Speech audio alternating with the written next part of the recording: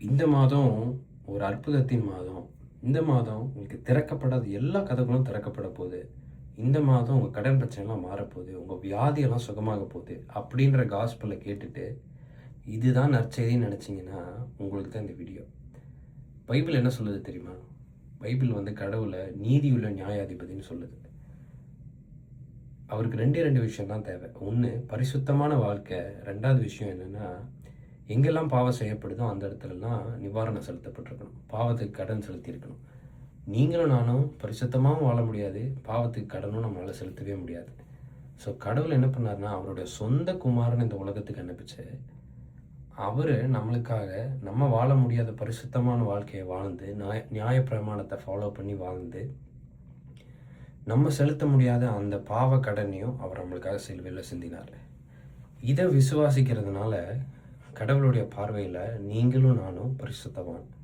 இத விசுவாசிக்கிறதுனால கடவுளுடைய பார்வையில நீங்களும் நானும் பாவக்கடன்லேருந்து வெளியே வந்துட்டோம். இந்த நற்செய்திய விட்டுட்டு, வேற எத நம்ம போதிச்சாலும் அது நற்செய்தி கிடையாது. அற்புதம், அதிசயம் எல்லாம் வந்து ஒரு சின்ன பார்ட். அந்த நற்செய்தியில ஒரு சின்ன பகுதி தான். நல்லா யோசிங்க. ஒரு விஷயம் நான் சொல்றேன். அற்புதத்துக்காக தான் கடவுள் இந்த உலகத்துக்கு வந்தாருன்னா, பழைய ஏற்பாட்டுல, புதிய ஏற்பாட்டுல நடந்த அற்புதங்கள விட நெறைய அற்புதங்கள் பழைய ஏற்பாட்டுல நடந்திருக்கு. ஸோ, அப்ப அற்புதத்துக்காக வரல.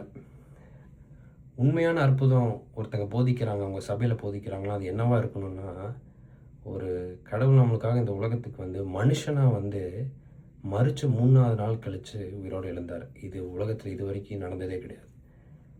ஒரு பெரிய ஆசீர்வாதம்னு உங்களுக்கு போதிக்கிறாங்கன்னா, அந்த ஆசீர்வாதம் என்னவா இருக்கணும்னா, நல்ல வீடோ, நல்ல காரோ, ஒரு பங்களாவோ அதெல்லாம் கிடையாது. ஒரு நல்ல வேலையோ அதுவும் கிடையாது. என்னன்னா, இன்னைக்கு மரிச்சா நீங்களும் நானும் அவர் கூட பரலோகத்துல இருப்போம். நித்திய ஜீவன் இருக்கு. இந்த நித்திய ஜீவன் தான் உண்மையான ஆசீர்வாதம். இத தான் பைபிள் போதிக்கணும். இதுதான் உங்க சபை போதிக்கணும். இத போதிக்கலன்னா நீங்க யோசிக்க வேண்டிய ஒரு விஷயம் இது.